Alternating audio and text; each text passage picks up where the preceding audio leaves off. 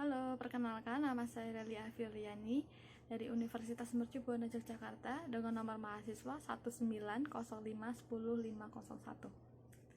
Baik, untuk yang pertama, manajemen sumber daya manusia merupakan bidang kajian terpenting dari suatu organisasi ataupun perusahaan yang permasalahannya tidak hanya terkait dengan bahan mentah atau alat-alat produksi ataupun modal saja, namun permasalahan yang dihadapi yaitu tenaga kerja atau sumber daya manusia itu sendiri, yang notabene adalah pihak yang menjalankan dan mengelola faktor-faktor produksi sekaligus menjadi tujuan dari perusahaan itu sendiri.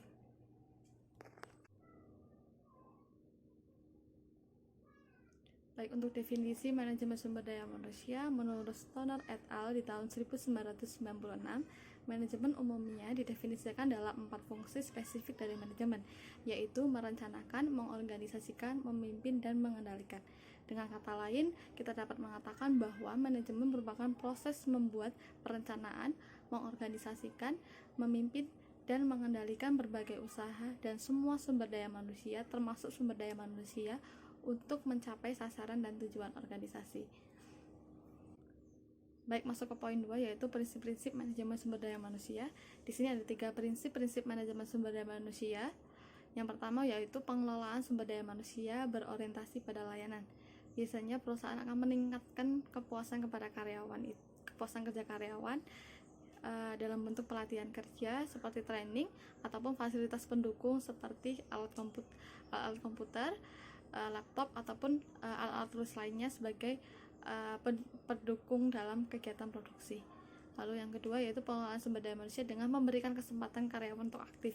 Biasanya perusahaan akan memberikan kesempatan seluas-luasnya kepada karyawan untuk aktif dalam bentuk dorongan semangat kerja.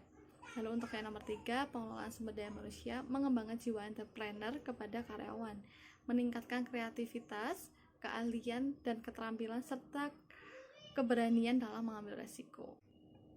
Oke, selanjutnya di poin 3 yaitu tujuan manajemen sumber daya manusia. Untuk tujuan utamanya yaitu meningkatkan efektivitas sumber daya manusia dalam organisasi ataupun perusahaan. Di sini ada 4 tujuan manajemen sumber daya manusia. Untuk yang pertama yaitu organisasional, untuk mengenali keberadaan manajemen sumber daya manusia dalam memberikan kontribusi pada pencapaian efektivitas organisasi. Untuk yang nomor 2, fungsional, itu mempertahankan kontribusi departemen pada tingkat yang sesuai dengan kebutuhan organisasi. Lalu yang nomor 3 yaitu sosial. Secara etis, sosial merespon terhadap kebutuhan-kebutuhan dan tantangan-tantangan masyarakat melalui tindakan meminimasi banyak dampak negatif terhadap organisasi. Lalu untuk yang 4, personal, membantu karyawan dalam mencapai tujuan yang dapat mempertinggi kontribusi individual terhadap organisasi. Baik, untuk selanjutnya masuk ke poin 4 yaitu kesimpulan dari materi konsep dasar mengelola sumber daya manusia, yaitu menurut Stoner et al. Di tahun 1996, istilah manajemen umumnya didefinisikan dalam 4 fungsi spesifik manajer, yaitu merencanakan, mengorganisasikan, memimpin, dan mengendalikan. Dan prinsip-prinsip manajemen sumber daya manusia meliputi orientasi layanan karyawan, memberikan kesempatan karyawan untuk aktif, dan mengembangkan karyawan untuk menjadi seorang entrepreneur.